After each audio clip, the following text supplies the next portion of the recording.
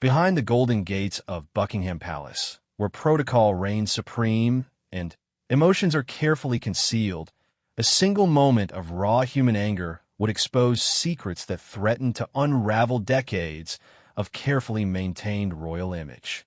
What happens when a king discovers that someone he trusted most has been living a lie? What drives a monarch to such fury that even the palace walls cannot contain his rage? This is the untold story of betrayal, deception, and the explosive confrontation that left the royal household in chaos. A story where loyalty was questioned, trust was shattered, and the very foundations of the monarchy trembled under the weight of hidden truths finally coming to light. Sometimes the most powerful people in the world are also the most vulnerable to the lies of those closest to them. The morning of Tuesday, March 15th, began like any other at Buckingham Palace. The ancient corridors echoed with the familiar sounds of preparation as staff members moved through their carefully choreographed routines. Royal Guard Captain William Thornley had been stationed at the palace for 12 years, and he prided himself on maintaining the highest standards of discretion and professionalism. Nothing in his extensive training had prepared him for what he would witness that day. The first signs of trouble emerged during the weekly briefing in the Queen's study, a private room that King Charles had maintained unchanged since his mother's passing. The space held particular significance for the king, filled with personal mementos and family photographs that told the story of decades of royal service. Lady Margaret Ashworth, the king's private secretary and longtime confidant, had requested an urgent meeting to discuss what she described as sensitive family matters requiring immediate attention. Lady Margaret had served the royal family for over 20 years, first as an assistant to Queen Elizabeth and later becoming one of King Charles's most trusted advisors. Her reputation for handling delicate situations with grace and absolute loyalty had earned her unprecedented access to the inner workings of the monarchy. She was known throughout the palace as someone who could be counted on to protect royal interests at all costs, making her an invaluable member of the king's inner circle. The meeting was scheduled for 9 o'clock sharp, but as Captain Thornley made his routine security rounds, he noticed unusual activity in the corridors leading to the Queen's study. Palace staff members were speaking in hushed tones, and there was a palpable tension in the air that seemed to affect everyone from the head butler to the newest housekeeping staff. Something was clearly amiss, though no one seemed willing to discuss the details openly. King Charles arrived at the study precisely on time, his demeanor calm and composed as always. He exchanged brief pleasantries with Captain Thornley, commenting on the unusually mild weather for March and inquiring about the captain's family. These small moments of human connection were characteristic of the king's leadership style, and they had earned him genuine respect from the palace staff. No one could have predicted that within the hour, this same man would be consumed by a rage so intense it would threaten to expose secrets that had been carefully guarded for years. Lady Margaret entered the study carrying a leather portfolio that seemed heavier than usual. Her normally confident stride appeared slightly hesitant, and Captain Thornley noticed that she avoided making direct eye contact with the king as she settled into her usual chair across from his desk. The portfolio contained documents that would change everything, though at that moment, only Lady Margaret knew the full extent of their explosive contents. The conversation began with routine matters of state and upcoming engagements, but the atmosphere in the room gradually shifted as Lady Margaret prepared to address the real reason for her urgent request for this meeting. She had discovered something that challenged everything the king believed about his family's recent history, and she knew that revealing this information would cause immeasurable pain and potentially serious political consequences. For months, Lady Margaret had been conducting a private investigation into financial irregularities that had come to light during a routine audit of royal accounts. What began as a simple review of expenditures had uncovered a complex web of deception that reached into the highest levels of the royal household. The trail of evidence led to someone the king trusted implicitly, someone whose betrayal would cut deeper than any political scandal or public criticism ever could. The documents in Lady Margaret's portfolio contained bank statements, correspondence, and photographic evidence that painted a picture of systematic deception spanning several years. Someone close to the king had been manipulating financial records, diverting funds intended for charitable causes, and using their position within the royal household to benefit personally from their access and influence. The betrayal was not just financial. It represented a fundamental violation of the trust and loyalty that formed the foundation of the monarchy's inner workings. As Lady Margaret began to present her findings, the king's expression gradually changed from polite attention to growing concern and, finally, to barely contained shock. Each document she placed before him added another layer to a story that seemed almost impossible to believe. The evidence was overwhelming and meticulously documented, leaving no room for doubt about the identity of the person responsible for this elaborate scheme of deception. The betrayer was someone who had shared intimate family moments, someone who had been present during the most challenging periods of the king's reign, someone whose apparent loyalty and dedication had never been questioned. The revelation struck at the very heart of the king's ability to trust those around him, calling into question not just this one relationship, but potentially undermining his confidence in his entire support system. Captain Thornley, positioned outside the study as protocol required, began to notice changes in the tone and volume of the conversation taking place behind the closed doors. What had started as a quiet discussion was gradually becoming more animated, with periods of tense silence punctuated by increasingly emotional exchanges. The captain's training taught him to remain focused on his duties regardless of what he might overhear, but the escalating intensity of the conversation was difficult to ignore. The financial documents revealed a pattern of behavior that extended back to the earliest days of King Charles's reign.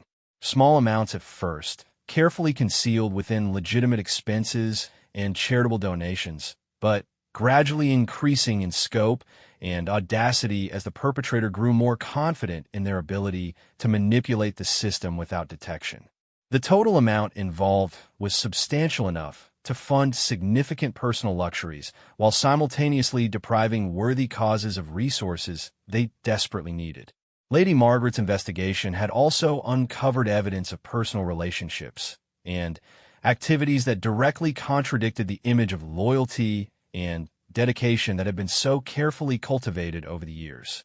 Secret meetings with individuals who had their own agendas, unauthorized communications with media representatives, and a lifestyle that far exceeded what should have been possible on an official royal household salary. The hypocrisy was staggering and deeply personal in its implications. As the king processed this information, his initial shock began to transform into something far more dangerous. The careful composure that had been instilled in him through decades of royal training started to crack under the weight of this betrayal. Lady Margaret watched with growing concern as she recognized the signs of an emotional storm that threatened to overwhelm the usually unflappable monarch. The conversation took on an even more serious tone as Lady Margaret revealed that her investigation had uncovered evidence suggesting this was not an isolated case of poor judgment, but rather part of a deliberate and long-term strategy to exploit royal connections for personal gain. The betrayer had been playing a dangerous game, using their position to build relationships and gather information that could potentially be used against the royal family if circumstances required such extreme measures.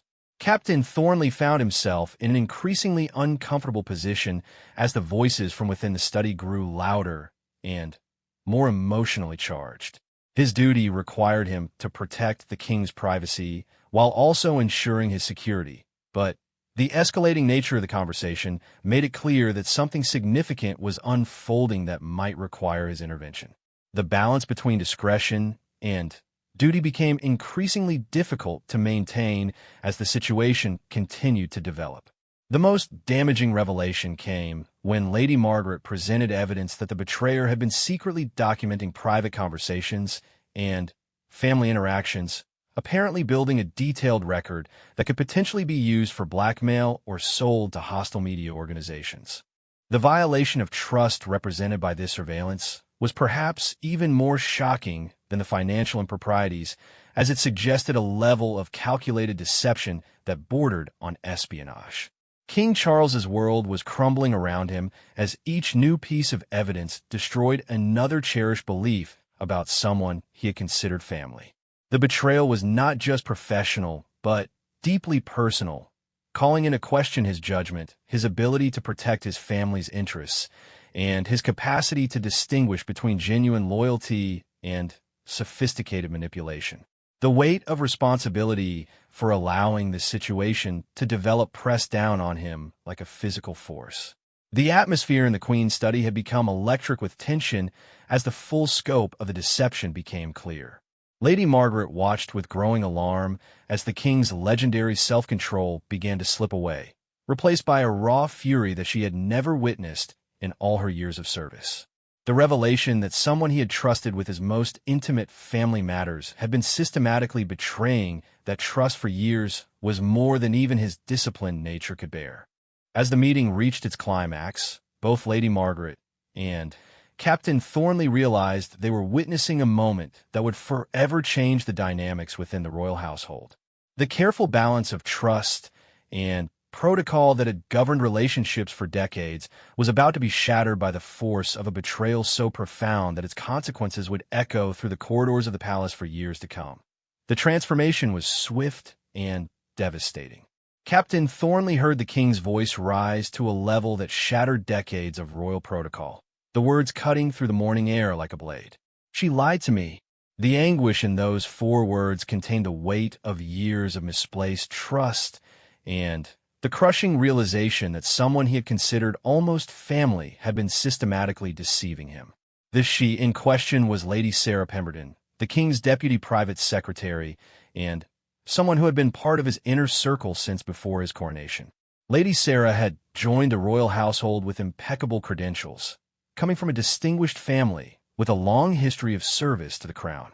Her grandfather had served King George VI, and her entrance into royal service had seemed like a natural continuation of that honored tradition.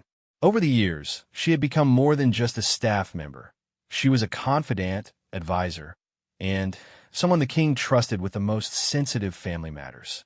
Lady Sarah's betrayal was particularly devastating because of the personal nature of their relationship.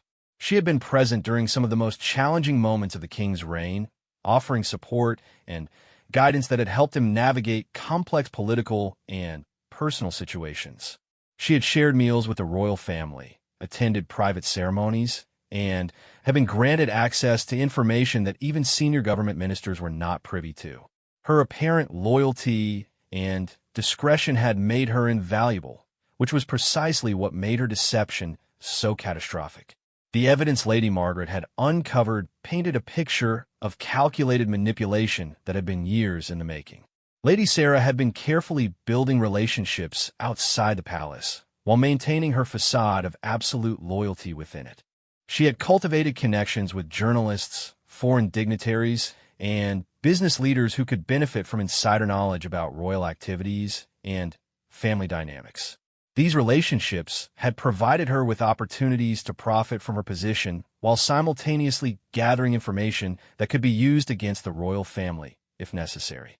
Captain Thornley could hear the sound of papers being scattered violently across the desk as the king's composure finally collapsed completely. The careful order that usually characterized the Queen's study was being destroyed as the monarch struggled to process the magnitude of the betrayal he was facing. The documents that Lady Margaret had so carefully organized to present her findings were now strewn across the floor, mixed with the personal items and family photographs that normally brought the king comfort in this private space. The financial aspects of Lady Sarah's deception were staggering in their scope and audacity. Over the course of 3 years, she had systematically diverted funds from various royal charities and discretionary accounts, using sophisticated accounting techniques to disguise her activities as legitimate expenses. The money had funded a lifestyle that included luxury vacations, expensive jewelry, and property investments that should have been completely beyond her means as a civil servant.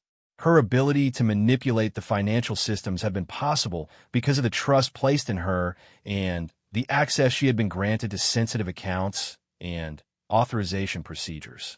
What made the betrayal even more painful was the discovery that Lady Sarah had been documenting private conversations and family interactions apparently building a comprehensive record that could potentially be used for blackmail or sold to hostile media organizations.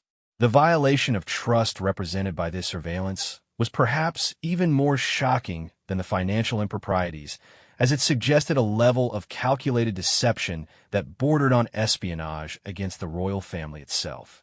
The king's fury reached its peak when Lady Margaret revealed evidence that Lady Sarah had been in regular contact with representatives of several tabloid newspapers, providing them with information about private family matters that had later appeared in various publications. The stories had been carefully crafted to seem like they came from unnamed palace sources, but Lady Margaret's investigation had traced them directly back to Lady Sarah's communications.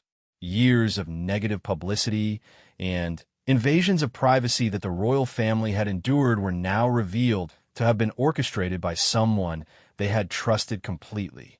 The sound that Captain Thornley heard next would remain etched in his memory forever.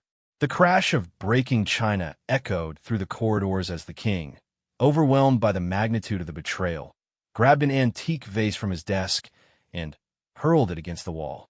The vase, a priceless piece from the royal collection that had survived wars and centuries of careful preservation, shattered into countless fragments that scattered across the Persian rug that had graced the floor for decades.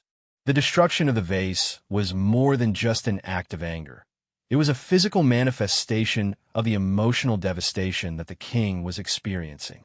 The careful composure and self-control that had been instilled in him through decades of royal training had been overwhelmed by the human need to express the rage and pain that threatened to consume him. In that moment, he was not a monarch bound by protocol and tradition. He was a man who had been profoundly betrayed by someone he had trusted with his most precious secrets. Lady Margaret watched in stunned silence as the king struggled to regain his composure in the aftermath of his explosive outburst. She had known that revealing the extent of Lady Sarah's deception would be painful, but she had underestimated the emotional impact that such a profound betrayal would have on someone who prided himself on his ability to judge character and inspire loyalty. The evidence she had uncovered was damning and incontrovertible, but presenting it had clearly caused more pain than she had anticipated. Captain Thornley faced an unprecedented situation as he heard the sound of breaking china, followed by a period of heavy silence from within the study. His training had prepared him for many emergency scenarios, but nothing had equipped him to deal with a situation where the king's emotional state posed potential security concerns. The balance between respecting royal privacy and ensuring security became even more complex when the threat seemed to come from within the royal household itself. The investigation that had led to these revelations had begun 6 months earlier when routine financial audits had revealed some minor discrepancies in charitable account management. Lady Margaret, known for her meticulous attention to detail, had decided to investigate these irregularities personally rather than delegating the task to junior staff members. What had started as a simple review of accounting procedures had gradually uncovered a complex web of deception that reached into the highest levels of the royal household. The trail of evidence had been difficult to follow because Lady Sarah had been extremely careful in covering her tracks. She had used her knowledge of palace procedures and financial systems to disguise her activities as legitimate expenses and authorized transactions. Her access to official accounts and authorization codes had made it possible for her to manipulate records in ways that would not be detected by routine audits or casual review. Only Lady Margaret's thorough investigation had revealed the patterns that pointed to systematic abuse of her position. The personal relationships that Lady Sarah had built outside the palace were perhaps even more concerning than her financial crimes. She had cultivated connections with individuals who had their own agendas regarding the royal family, some of whom were known to be hostile to the monarchy's interests. These relationships had provided her with opportunities to share sensitive information while also gathering intelligence that could potentially be used against the royal family in various ways. The evidence suggested that Lady Sarah had been planning her activities for years before actually beginning to implement her scheme. She had carefully studied palace procedures, identified vulnerabilities in financial systems, and built relationships that would support her deception. The level of premeditation involved indicated that her betrayal was not the result of poor judgment or momentary weakness, but rather a calculated decision to exploit her position for personal gain regardless of the consequences for the royal family. As the king struggled to process the full implications of what he had learned, Lady Margaret began to understand that the damage extended far beyond financial losses or privacy violations. The revelation that someone so close to the family had been systematically betraying their trust called into question the entire system of relationships and loyalties that made the monarchy function. If Lady Sarah could deceive them so completely while appearing to be absolutely loyal, who else might be hiding similar deceptions? The psychological impact of the betrayal was perhaps the most devastating aspect of the entire situation. The king had prided himself on his ability to judge character and inspire loyalty in those around him. Learning that he had been so completely deceived by someone he had trusted implicitly challenged his confidence in his own judgment and his ability to protect his family's interests. The personal nature of the relationship made the professional betrayal even more painful to bear. Captain Thornley could hear movement within the study as Lady Margaret, and the king began to discuss the immediate steps that would need to be taken to address the situation. The conversation had shifted from revelation to damage control, as they began to consider the legal, political, and personal ramifications of Lady Sarah's actions. The need to protect the royal family's reputation while ensuring that justice was served would require careful coordination and absolute discretion. The discovery that Lady Sarah had been documenting private conversations raised serious security concerns that extended beyond the immediate family to include government officials and foreign dignitaries who had interacted with the royal household. If sensitive political or diplomatic information had been compromised, the implications could affect national security and international relationships in ways that were difficult to predict or control. The afternoon sun streaming through the windows of the Queen's study illuminated the scattered fragments of the broken vase, creating a stark visual reminder of the emotional devastation that had occurred within these walls.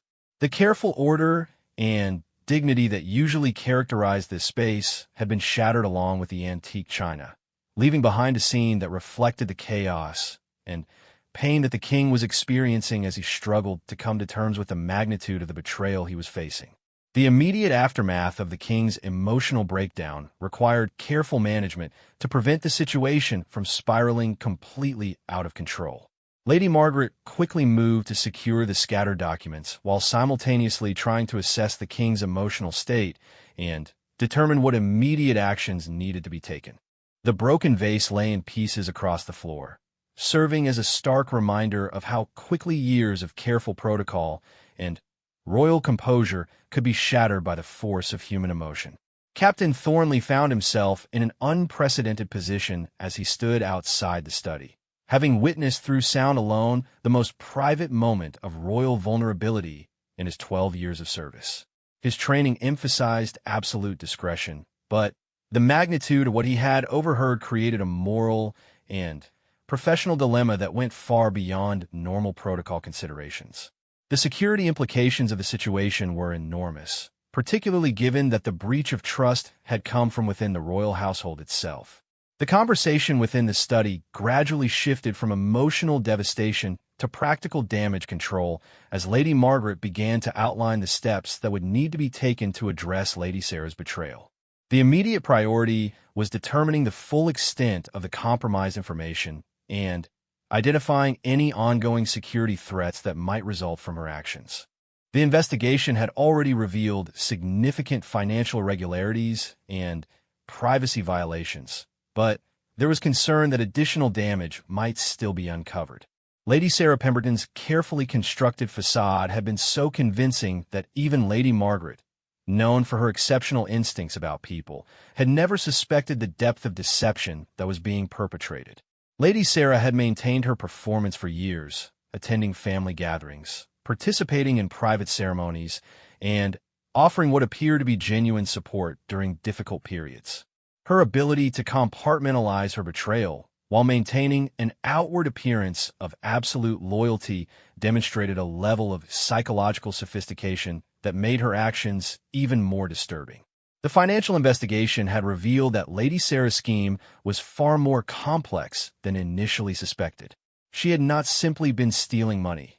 She had been operating what amounted to a sophisticated intelligence-gathering operation that used financial resources to build networks and gather information that could be valuable to various parties interested in undermining the royal family. The money she had diverted had funded activities that went far beyond personal luxury, extending into areas that bordered on espionage. King Charles slowly began to regain his composure as the initial shock of the revelations started to give way to a more analytical assessment of the situation.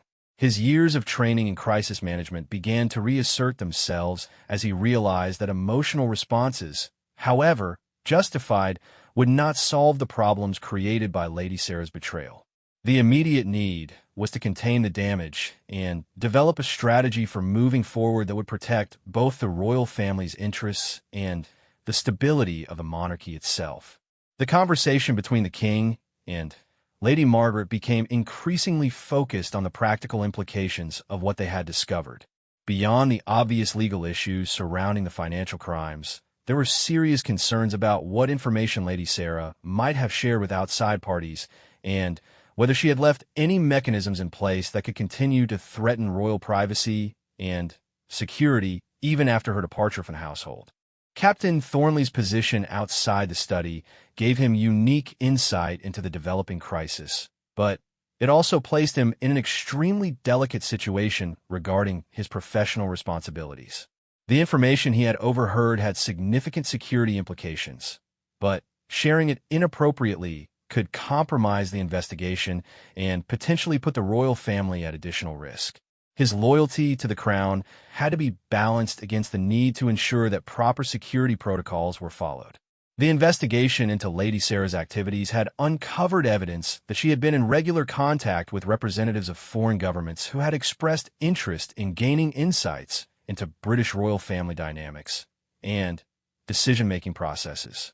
These contacts appeared to have been developed gradually over several years, suggesting a level of long-term planning that indicated her betrayal was part of a larger strategy rather than opportunistic criminal behavior. Lady Margaret's documentation revealed that Lady Sarah had been particularly careful to target information that would be valuable to certain media organizations known for their hostile coverage of the royal family. She had provided details about private family discussions, upcoming plans, and personal relationships that had later appeared in various publications, often presented as coming from unnamed palace sources.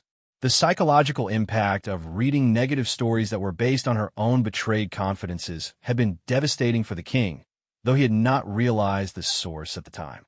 The scope of Lady Sarah's deception extended beyond financial crimes and privacy violations to include the manipulation of official documents and the unauthorized use of royal letterhead and seals. She had used her position to create false authorizations for various activities, some of which had financial implications while others appeared designed to gather information or build relationships that could be exploited later.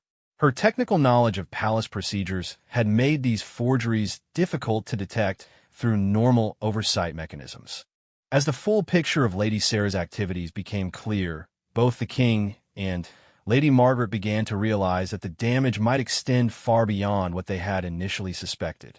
The systematic nature of her deception suggested that she had been building towards some larger goal that might not yet have been achieved. The possibility that her exposure was only the beginning of a larger crisis began to weigh heavily on both of them as they considered their next steps. The personal impact of the betrayal on King Charles was evident in every aspect of the continuing conversation. His voice carried a weight of sadness that went beyond anger or frustration to something approaching genuine grief. The loss of trust in someone he had considered almost family was clearly affecting him on a level that transcended professional disappointment.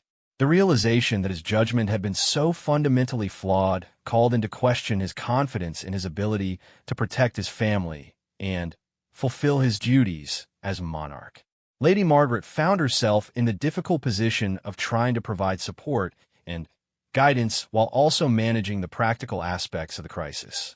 Her investigation had uncovered the evidence that exposed Lady Sarah's betrayal, But she was also aware that revealing this information had caused profound personal pain to the king. The balance between protecting royal interests and managing the human cost of the situation required careful judgment and exceptional sensitivity.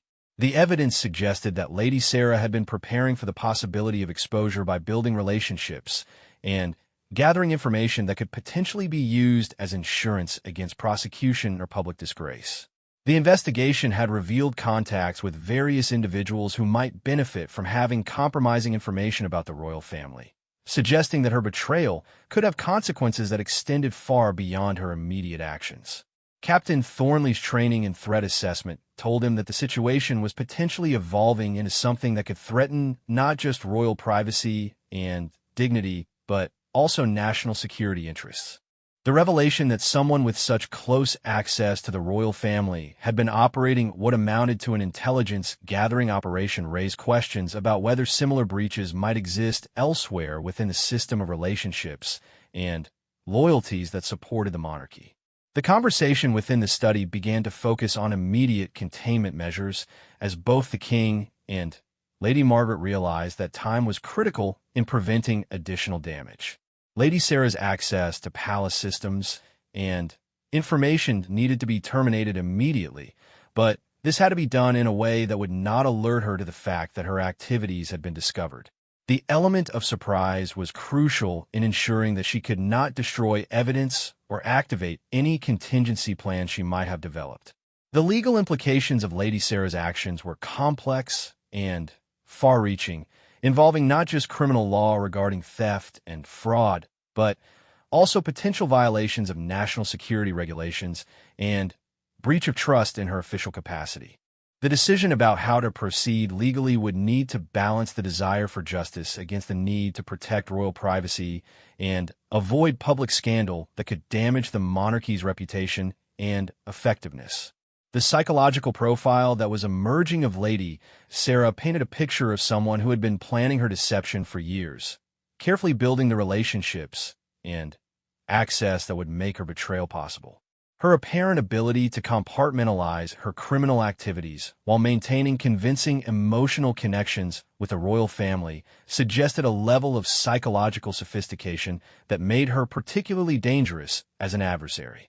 As the afternoon progressed, both the king and Lady Margaret began to realize that they were facing a crisis that would test not just their crisis management skills, but also their fundamental beliefs about trust, loyalty, and the human relationships that made effective governance possible. The betrayal had shattered more than just protocol and financial security. It had challenged the basic assumptions about character and loyalty that formed the foundation of their world. The broken vase remained scattered across the floor of the Queen's study, its fragments catching the afternoon light and serving as a constant reminder of the emotional devastation that had occurred within these walls. The careful dignity and order that usually characterized this private space had been replaced by a scene that reflected the chaos and pain that continued to reverberate through the royal household as the full implications of Lady Sarah's betrayal became increasingly clear. The investigation into Lady Sarah Pemberton's activities intensified dramatically in the days following the explosive revelation in the Queen's study. Lady Margaret worked closely with palace security and carefully selected external investigators to uncover the full extent of the damage while maintaining absolute secrecy about the ongoing inquiry. The need to prevent Lady Sarah from becoming aware of the investigation required extraordinary coordination and deception from the very people she had been betraying for years. Captain Thornley found his role evolving from standard security duties to something approaching counterintelligence work as the palace implemented measures designed to monitor Lady Sarah's activities without alerting her to the fact that she was under surveillance.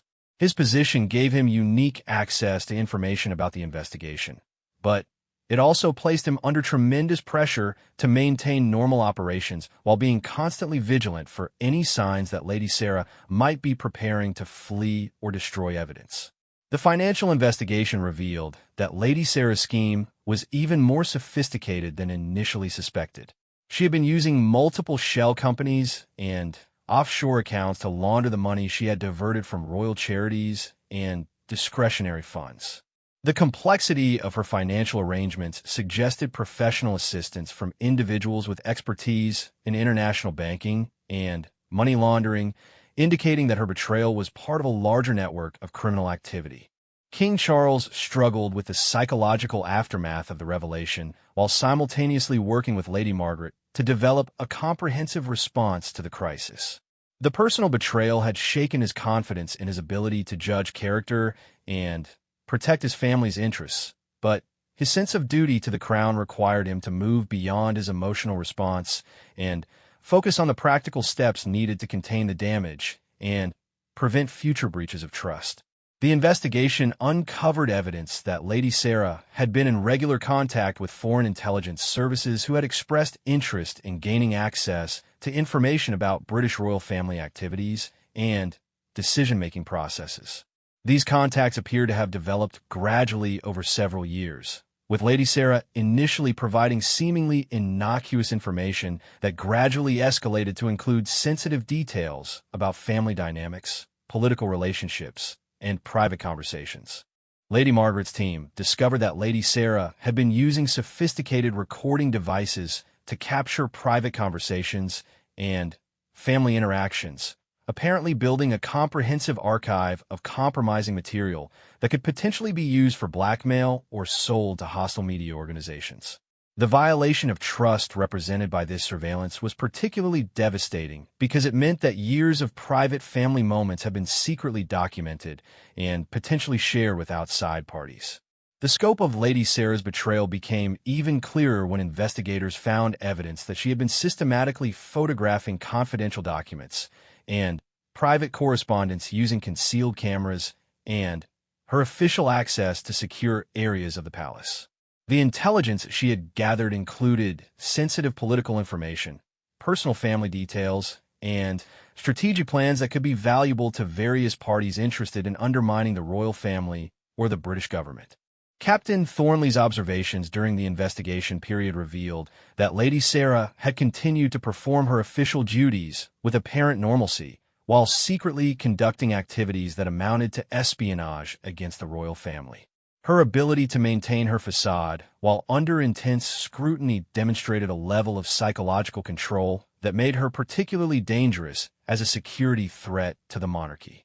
The legal team assembled to handle the case faced unprecedented challenges in balancing the need for justice against the requirement to protect royal privacy and national security interests. The evidence against Lady Sarah was overwhelming, but prosecuting her would necessarily involve public disclosure of sensitive information about royal family operations and security procedures that could compromise ongoing protection efforts and create additional vulnerabilities. Lady Margaret worked around the clock to assess the damage and develop strategies for minimizing the long-term impact of Lady Sarah's betrayal. The investigation had revealed that sensitive information had been compromised over a period of several years, but determining exactly what had been shared and with whom proved to be extremely difficult given the sophisticated methods Lady Sarah had used to disguise her communications with outside parties. The psychological impact of the betrayal on King Charles continued to manifest in various ways as he struggled to come to terms with the magnitude of the deception he had endured. His trust in the people around him had been fundamentally shaken, leading to increased security measures and changes in protocol that affected the entire royal household.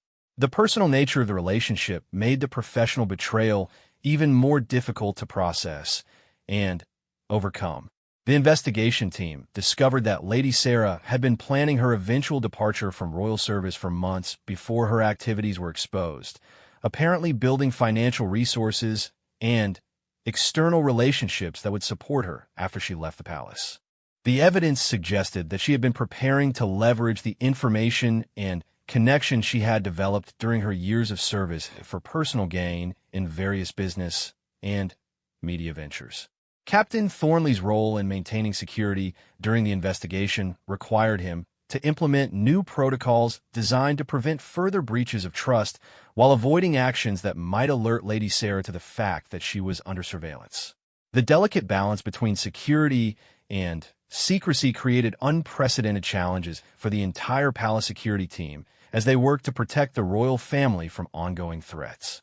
The evidence uncovered during the investigation painted a picture of systematic betrayal that extended far beyond financial crimes to include activities that bordered on treason against the crown.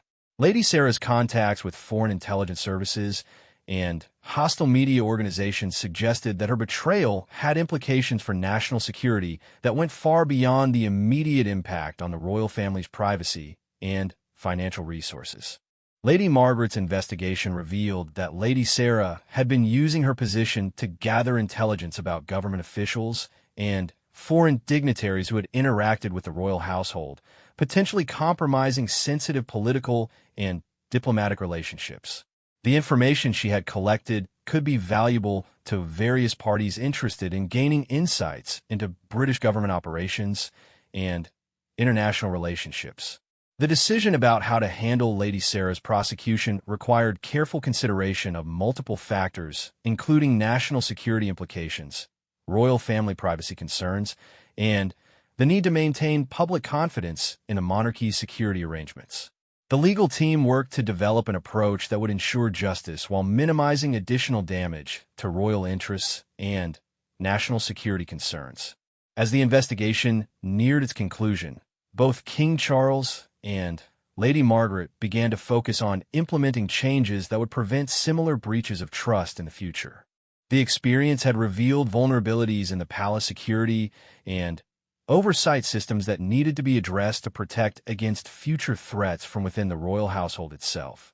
Captain Thornley found himself playing an increasingly important role in the development of new security protocols designed to detect and prevent internal threats to royal family security and privacy.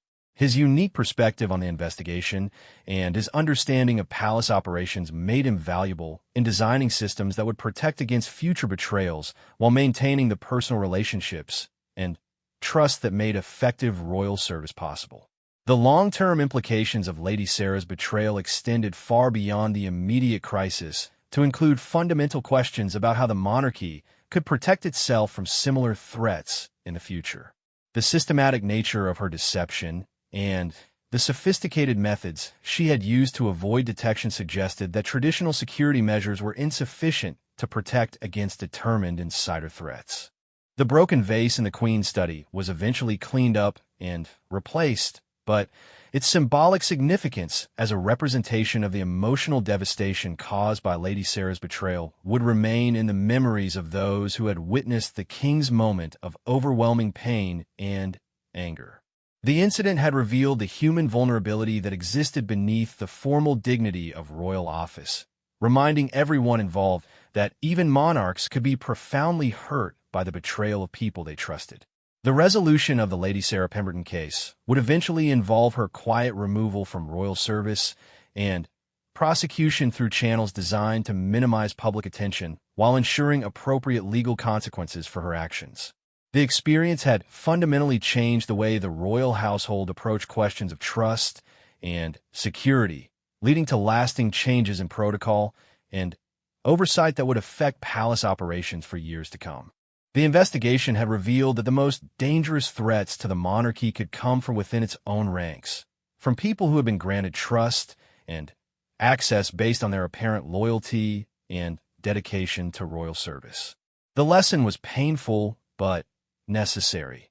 Even the most careful judgment about character and loyalty could be wrong, and protecting the crown required constant vigilance against betrayal from any source, no matter how trusted or beloved they might appear to be.